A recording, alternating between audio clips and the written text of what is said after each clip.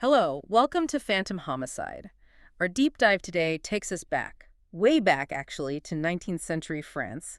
It was a really grim, thrilling chapter in history, an era so defined by these hidden killings that historians actually call it a wave of poisoning crimes. That's right.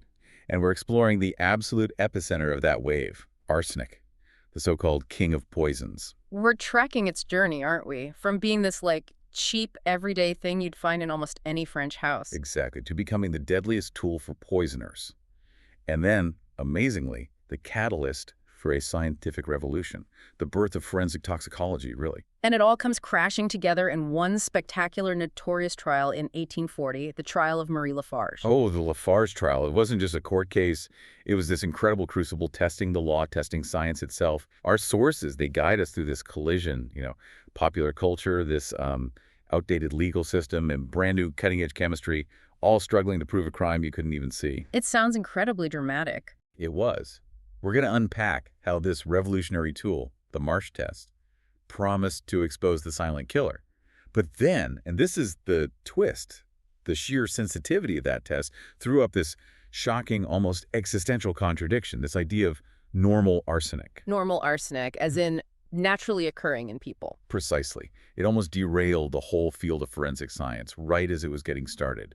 A huge controversy. Wow, so it's a story of murder, obviously, but also social scandal, politics, and fundamental science. Absolutely. We're diving right into that moment when chemistry walks out of the quiet lab and into the chaotic courtroom, suddenly holding the power of life and death. Okay, prepare yourselves, everyone. We need to start where the problem began, with a poison that was, quite simply, everywhere. To really get the stakes here, you have to picture 19th century France and just how deeply embedded arsenic was. Culturally, economically, it really earned that title, King of Poisons. And not just because it killed people effectively. No, not just that. It was its sheer commonness. And, crucially, the ambiguity of its physical form. That was poisoner's best friend. Ambiguity? How so? What did it look like? Well, most common form, arsenious oxide, it was just this white powder, Rake. like flour or sugar, or baking soda, common salts, things you'd have in any kitchen. It had a mild taste, maybe slightly sweetish, sometimes described as negligible, no strong smell. So no warning signs, nothing obvious. One historian called it lacking the material self-evidence of a slap in the face. Exactly. It gave no warning whatsoever. Silent, insidious, and its lethality. Terrifying, of course. But the variability of the symptoms made it incredibly hard to diagnose. Right, it wasn't always the same reaction. Not at all. A professor of legal jurisprudence back then actually called it the very Proteus of poisons. Proteus, the shapeshifter from Greek mythology. Wow, they're very same. Arsenic could mimic almost any kind of illness. Vomiting, cramps, diarrhea. The symptoms really depended on the specific arsenic compound used, how much was ingested, the victim's overall health. Which must have made doctors' jobs impossible. Before reliable tests, I mean. Completely. Doctors were constantly confused. Was it arsenic poisoning? Or was it cholera, typhus, dysentery, all common diddly diseases back then? So if the doctor couldn't tell the difference between a natural illness and a deliberate poisoning. The poisoner walks free. This ambiguity wasn't a flaw in the system for the criminal. It was the system. It protected them. And the scale of its use. It's hard to fathom. The numbers are staggering. Around 1840, France was consuming something like 286,000 kilograms of arsenic compounds every single year. 286,000 kilos. Annually. And white arsenic, the powder we mentioned, the classic murder weapon, that accounted for about 40% of that total. It wasn't some rare, controlled substance then. It was industrial.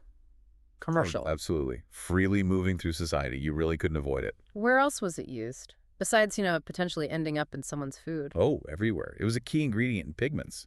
Wallpaper, for instance. Scheele's green, that incredibly fashionable, vibrant green color. Yes, I've heard of that. Toxic stuff. Loaded with arsenic. Gave rooms this bright, luminous look. Then there was agriculture. Hugely important there. For what? Killing pests. Exactly. Preserving seeds, mostly. A process called shallage. Farmers would treat grains with arsenic, often mixed with alum, to keep rats and insects away. Despite, frequent accidents happening even then. So farmers needed it. What about in the home? Readily available. You could buy Morteau-Ras rat poison easily. Yeah. It was also in some popular, though incredibly dangerous, medical concoctions. Fowler's liquor, for example. Fowler's, wasn't that used for all sorts of ailments? It was, believe it or not. Yeah. So the fact that farmers, homemakers, even doctors used it meant any respectable person had a perfectly legitimate reason to buy and possess arsenic. No questions asked. And there's another really morbid connection our sources point out. Arsenic and death itself. Embalming. Yes, that's a fascinating, chilling detail. Embalming methods were becoming more popular, and figures like Jean-Nicolas Ganal often use arsenical solutions. Why arsenic? It preserved tissues remarkably well. But this practice also reinforced this popular, almost folk belief that arsenic poisoning itself could prevent a body from decaying. So if a suspected poisoning victim was exhumed later, And found to be unusually well preserved, maybe months, even years later, looking almost pickled, red, and fresh. that preservation itself became evidence of poisoning. Exactly. It became circumstantial evidence pointing straight at arsenic. The lack of decay was seen as a sign of the poison's lingering power, a signature of the crime. Okay, let's piece this together. We have a poison that's invisible, tasteless, maybe slightly sweet but easily masked. It mimics natural diseases, and it's available to absolutely anyone without raising suspicion. Which meant the profile of the typical poisoner was completely different from other criminals. Not street thugs or bandits? No. Overwhelmingly, the arsenic poisoner was seen as respectable, often a family member, a spouse, a sibling, a close friend, someone who could easily buy arsenic for perfectly normal domestic use. Were there no regulations, no controls at all? There were attempts. Early rules required pharmacists to keep poisons locked up, maybe only sell to well-known people. But these were basically useless. Why useless? Because if someone like Marie Lafarge, educated, sophisticated, from a good family, walks into a shop and says she needs arsenic for rats on her estate, she is a well-known, respectable person. The system offered no real barrier. The details you find in the sources about her purchases, they're almost shocking in their casualness. They really are. Marie Lafarge bought about 100 grams of white arsenic. Remember, the lethal dose can be less than 1 gram. 100 grams? How'd she get so much? In 3 separate purchases. And she was apparently so unconcerned about suspicion that she joked about it in a letter to the pharmacist. Something like, "Don't think that I want to poison the whole region of Limousin." Wow, that's brazen. It shows how commonplace it was. A ubiquitous commodity, just sitting there waiting to be misused. And the legal system had almost no way to prevent it up front. Detection was everything. So with arsenic being so easy to get, the only real hope for justice was accurate detection after the fact. But before 1836, before the Marsh test arrived, what were toxicologists actually doing? How did they try to prove poisoning? They were really operating in the dark, relying on what the sources call the fallacies of the senses. Taste and smell, basically. Taste and smell, and it was incredibly subjective, even contradictory. Take taste. They couldn't even agree on what arsenic tasted like. Really? Experts disagreed. Completely. Robert Christensen, a top British toxicologist, even did dangerous experiments on himself tasting tiny amounts. He concluded it had hardly any taste at all. Okay. But his famous French contemporary, Mathieu Orfila, who becomes central to our story, described it as acrid or having a nauseous, sweetish taste. So the leading experts couldn't even agree on that basic fact. Exactly. It shows you how unstable the whole field was. And anyway, even if it did have a distinct taste, it was easily masked by food or drink. Like that horrible accident you mentioned, Saint-Ménehould. Yes, the beef stew incident. Arsenic mistaken for salt, dumped into the pot. Many victims only reported a vague, disgusting taste similar to sour apples if they noticed anything unusual before the fatal symptoms hit. The food just overwhelmed any subtle flavor of the poison. So taste was unreliable. What about smell? I thought arsenic had a garlic smell. Ah, the garlic smell. That's when you heat metallic arsenic, causing it to sublimate. And yes, this idea became very popular, even common knowledge. So people thought they could test for it themselves? They did. In the Lafarge case, the victim's own family and friends actually performed this crude test. They put suspect material on burning charcoal, looking for that garlic aroma. They thought that proved it. But the experts knew better. Well, ironically, yes. Orfila himself specifically warned against relying on smell in his textbooks. He even admitted he'd once deceived himself with his own nose during a major trial. He admitted that. He did.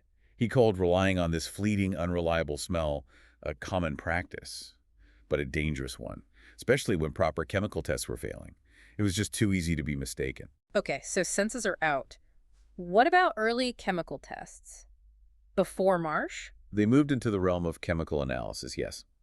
But this was also plagued with subjectivity and massive uncertainty. How did those tests work? Generally, they involved adding chemical reagents to the sample, like stomach contents or suspect food, hoping to produce a characteristic color change or a precipitate, a solid falling out of solution. Giving me an example. A common one involved treating the sample with hydrogen sulfide gas. If arsenic was present, you were supposed to get a bright, yellow precipitate arsenic trisulfide. Sounds straightforward enough. Yellow means arsenic. If only it were that simple. Yeah. The huge challenge was interpretation. Identifying these colors required mastering what historians call a sophisticated chromatic language. The language of colors. Essentially, toxicologists needed highly trained eyes to distinguish minute, subtle shifts in shade. Is this precise shade of yellow the guilty yellow, or just something similar? And remember, a person's life could hang on that judgment. That sounds incredibly subjective, open to error or just disagreement. Massively so. Critics like François Vincent Raspail, another key figure we'll meet later, attacked these color-based tests, calling the phenomena illusory and variable. And he had a point. Absolutely. Adolphe de Vergy, a respected toxicologist himself, even wrote in his textbook, and I'm paraphrasing slightly, the same color can have 10 different nuances. 4 people looking at the same precipitate might see 4 different colors. 4 experts, 4 different opinions on a color. That's terrifying when you're talking about a murder trial. Precisely. And these tests weren't quick either. You might have to wait hours, sometimes days, for the precipitate to form properly. Days, while a suspect is waiting. Yes, and they were highly susceptible to interference. Tiny amounts of organic matter from the body or decomposition products. These could easily mask the reaction, leading to a false negative saying no arsenic when it was actually there. Or the other way around, false positives. Definitely. Other substances, completely unrelated to arsenic, could sometimes produce confusingly similar yellow precipitates. So you could get a false positive thinking you found arsenic when you hadn't. So the whole system for prosecuting poisoners before 1836, it was built on shaky ground, to put it mildly. Extremely shaky. Unreliable senses, subjective color tests, long delays, false results. It was a mess. There was a desperate need for something better, something definitive. And that need, that almost desperate cry for certainty in the face of this invisible killer, was answered in 1836. It was, by an English chemist named James Marsh. His invention, the Marsh test, was utterly revolutionary. What made it so different? What was the breakthrough? It exploited a very specific chemical property of arsenic. Arsenic combines with nascent hydrogen, that's hydrogen being freshly generated right there in the chemical reaction to form a gas. Arsine gas, stage 3. Okay, so it turns the arsenic into a gas. How does that help? Let's walk through it. Imagine the setup. You take your sample, maybe a piece of the victim's liver or some residue from that cake Marie Lafarge sent. You put it in a special glass flask. With what else? With zinc metal and sulfuric acid, both meticulously purified to be completely free of any arsenic contamination themselves. That reaction, zinc plus acid, produces the nascent hydrogen gas. Right, the fresh hydrogen. If there's any arsenic in the sample, it reacts with that hydrogen and gets converted into arsine gas. This is key. The arsenic is now carried away in gaseous form, leaving behind all the messy organic stuff, the potential contaminants in the original sample. Ah, so it isolates the arsenic. Beautifully. Then this arsine gas is carefully piped through a heated glass tube. What does the heat do? It decomposes the arsine gas, breaks it back down. The hydrogen burns off, but the arsenic itself doesn't burn it. It deposits as a pure solid element. Where does it deposit? This is the genius part. You hold a cold piece of porcelain, like a small dish or lid, directly in the flame where the gas is decomposing. The pure arsenic vapor hits the cold surface and instantly solidifies into this thin, unmistakable, silvery black deposit. A metallic mirror. A mirror made of pure arsenic. Exactly. Tangible proof. The corpus depicted the body of the crime right there on a piece of porcelain. And this had advantages over the old color tests. 2 huge game-changing advantages. First, as you said, it was material proof. It seemed to speak for itself. You didn't need to argue about shades of yellow anymore. Precisely. You could literally hold up the porcelain dish with its dark metallic stain for the judge, the jury, everyone in the courtroom to see. It was visually dramatic, powerful evidence, perfect for the legal theater at the time. Okay, that's one advantage. What was the second? Sensitivity. The Marsh test was unbelievably sensitive. It could reliably detect minute amounts of arsenic down to as little as 0.02 milligrams. That's incredibly tiny, almost unimaginably tiny back then. The famous German chemist Justus Liebig called this sensitivity beyond any imagination. It promised to uncover poisonings that were previously completely undetectable.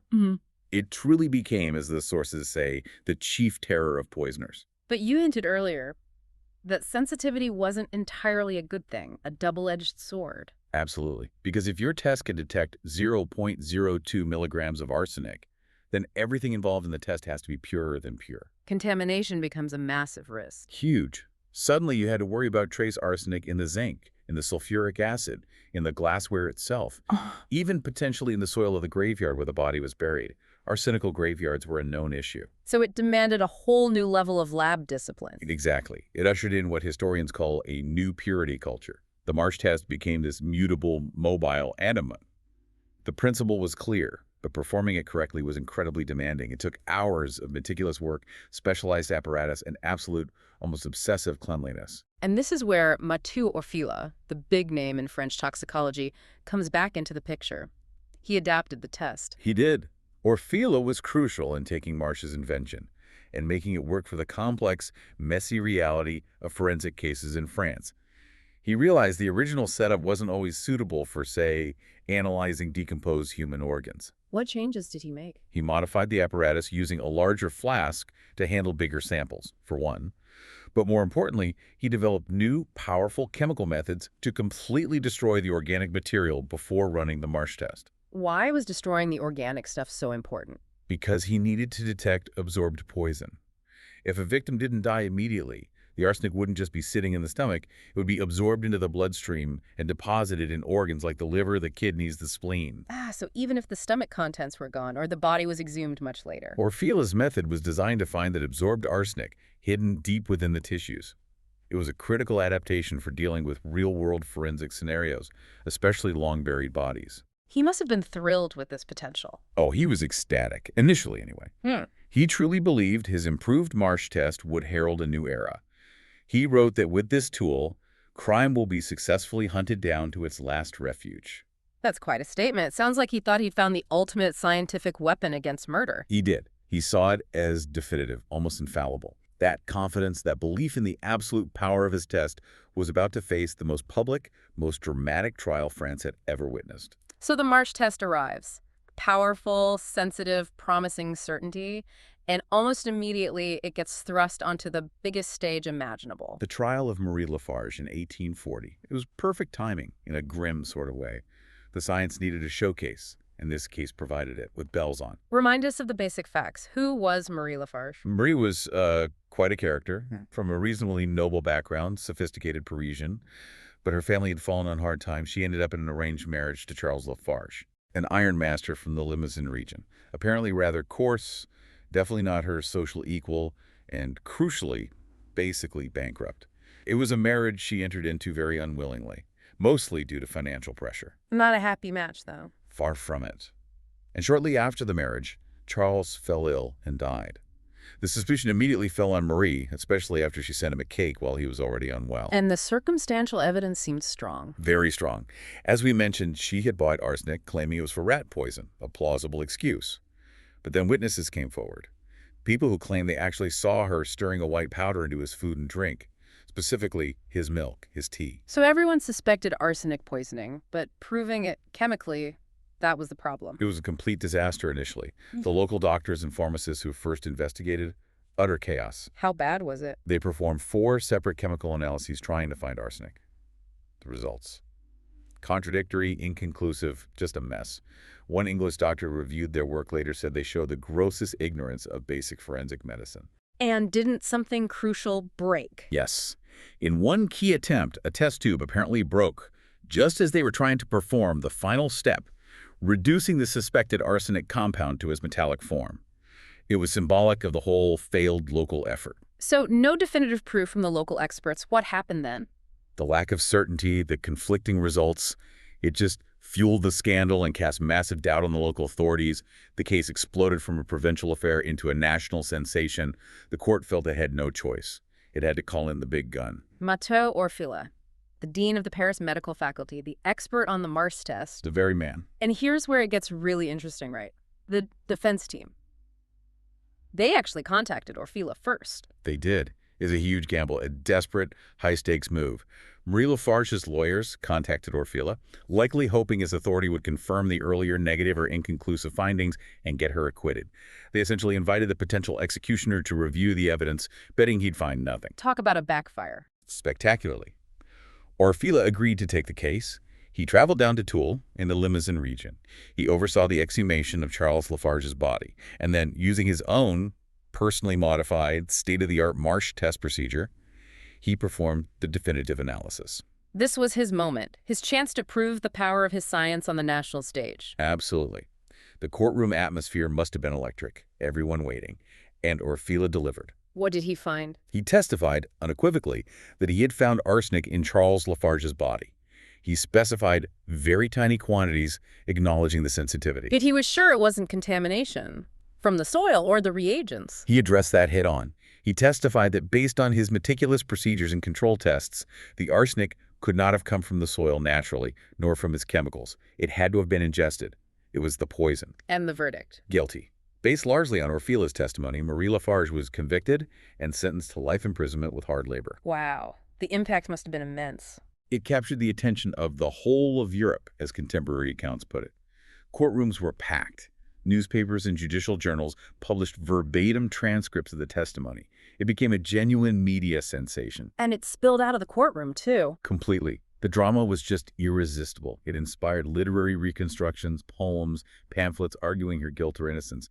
And incredibly, people were so fascinated by the science that public demonstrations of the Marsh test itself were reportedly held in Parisian salons. A chemistry test as public entertainment. For a brief moment, yes. The Marsh test, Orfila Lafarge. It was the intersection of science, crime, and high society scandal. It was celebrity chemistry. So Orfila is the hero of the hour. His Marsh test convicts the poisoner. Science triumphs over crime. Case closed. Not quite. Because even as Orfila was basking in the Lafarge victory, a shadow was looming. A discovery he himself had been involved in just a year before, in 1839. Something deeply unsettling. Something that threatened the certainty of the Marsh test. Exactly. Working with another chemist, J.P. Courbe, Orfila, had been using the ultra-sensitive Marsh test. And they started finding traces of arsenic in the bodies of perfectly healthy people. Healthy people. People who hadn't been poisoned. Precisely. Individuals who had died from other causes, accidents, natural illnesses. Their organs, especially their bones, when subjected to the Marsh test, yielded those telltale silvery black stains. Wait, so the test for murder was also finding arsenic in it, everyone? Potentially, yes. They called this background trace normal arsenic. And you can imagine Orfila's reaction. Panic. Private panic, certainly. Our sources say he immediately recognized this as a terrible blow, a potential disaster for legal medicine. He called it a perturbing element. Why perturbing? Because it gave poisoners a perfect defense. Exactly. He feared it would strike terror in society, because now any halfway confident defense lawyer faced with a positive Marsh test could just stand up and argue. That arsenic, that's just the normal arsenic everyone has. It doesn't prove poisoning. The ultimate get-out-of-jail-free card. The scientific proof suddenly becomes ambiguous again. The scientific truth had become the poisoner's best friend. It was a crisis. How did Orfila handle it? Did he announce it publicly? Cautiously. Initially, he tried to manage it by submitting sealed notes to the Academy of Medicine, basically claiming discovery, but keeping the full, terrifying implications somewhat under wraps. His public solution, though, was where things got really problematic. What did he propose? He tried to draw a distinction. He claimed that this normal arsenic was different from the criminal, absorbed arsenic. He argued normal arsenic was concentrated mainly in the bones and was insoluble in boiling water. Whereas the arsenic from It poisoning would be found in the vital organs, liver, spleen, kidneys, and would be soluble in boiling water. He was essentially saying, don't worry, I, Matu Orfila, can tell the difference based on where I find it and how it behaves in boiling water. But that sounds flimsy. Was there solid proof for this distinction? That was the problem. It relied heavily on trusting Orfila's expertise and his specific, complex procedures. It wasn't a clear-cut, easily demonstrable difference. It required immense faith in the expert. And the critics must have jumped all over this. Immediately. Especially those already skeptical of Orfila or politically opposed to him. The sheer sensitivity of the Marsh test, detecting these infinitesimal amounts, created a perfect rhetorical weapon. They started calling it Homeopathic legal chemistry. Homeopathic, meaning the amounts were so tiny they were legally meaningless. Precisely. How could a jury be truly convinced that 0.002 milligrams was definitely murder when it might also just be normal? It injected reasonable doubt right back into the heart of the scientific evidence. And then Orfila did something that made it even worse, the soup story. Oh, the soup experiment. Yes. To further explore this normal arsenic idea, Orfila conducted an experiment. He took ordinary beef and vegetables, boiled them for 7 hours to make a soup, and then tested the soup using the Marsh test. And he got positive results. Arsenical black stains. From regular soup. From regular beef soup. His conclusion, delivered publicly, was stunning. The everyday beef soup contains an arsenic compound, which is provided by the bones. You're kidding. He told the public their soup had arsenic in it. He did, and it caused an absolute sensation. Predictably, critics and satirists had a field day. I can only imagine. One account mockingly claimed Orfila had proven that soup in various Parisian restaurants was arsenical. The famous caricaturist Honoré Daumier drew Orfila looking manic, saying something like, "I'm so sure of my facts, I'm going to poison my best friend, and I'll find arsenic in his glasses." So it became a running joke, but a terrifying one. Exactly. The great novelist Gustave Flaubert dryly noted that, thanks to Orfila, it now seemed arsenic could be found everywhere. What a turnaround. The test that promised absolute certainty had seemingly proven that arsenic was ubiquitous, unavoidable, maybe even natural. How could you prosecute anyone? That was the million-franc question. Orfila had solved the Lafarge mystery, only to potentially unleash a far greater, more fundamental uncertainty onto the legal system. So this normal arsenic debate wasn't just happening quietly in labs, it spilled out into a public fight. A very public, very fierce, and highly politicized battle. It really became a proxy war between the scientific establishment and its critics. And the main players were Orfila on one side. Matteo Orfila, yes, the ultimate insider. Dean of the Paris medical faculty, showered with honors, and importantly, a strong supporter of the ruling Orleanist monarchy. He represented scientific authority and the status quo. And his main opponent Was François Vincent Raspail, a fascinating figure, a known Republican activist, a radical thinker, deeply skeptical of established authority, including scientific authority. Did he have the same scientific credentials as Orfila? No, he lacked the formal academic degrees, but he was brilliant and used sharp, sophisticated arguments, what we'd call epistemological attacks, questioning the very foundations of Orfila's claims to certainty. What was Raspail's main line of attack, besides the normal arsenic problem? Raspail relentlessly hammered on the issue of contamination and uncertainty. Were Orfila's reagents really pure? Could arsenic come from the graveyard soil? And crucially, could you ever be certain enough, based on these complex, ever-changing tests, to justify a death sentence? He challenged the whole idea of using this kind of science in capital cases. Fundamentally, he argued that forensic chemistry was too unstable, too prone to revision. He had this scathing line where he claimed legal chemistry refutes itself every 6 months. Implying today's scientific truth could be tomorrow's error. Precisely. And he weaponized this uncertainty with a devastating moral argument. He highlighted the clash between science, which is always evolving and correcting itself, and the law, which needs finality, especially when a life is at stake. What was his killer question? He asked, and it's a chilling quote that resonates even today, after a death sentence, who could restore the guillotined head of the defendant when the chemical error was finally acknowledged? Wow, that cuts right to the heart of it. The irreversibility of execution versus the potential fallibility of science. It was incredibly effective. It tapped into public anxieties about miscarriages of justice and the perceived arrogance of experts. It basically said, even the tiniest doubt this homeopathic trace is too much when the guillotine awaits. Meanwhile, what was happening with the science of normal arsenic?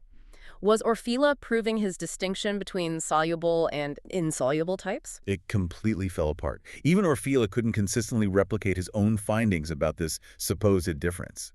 The distinction proved illusory. So normal arsenic wasn't behaving the way he claimed. It seems not.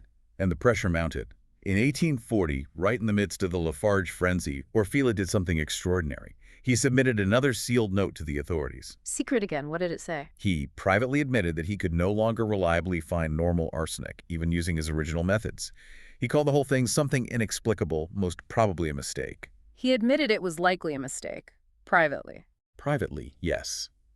The man who built his Lafarge testimony on definitively distinguishing criminal from natural arsenic was now admitting the natural part might have been an error all along. So how was it officially resolved? The scientific establishment had to weigh in.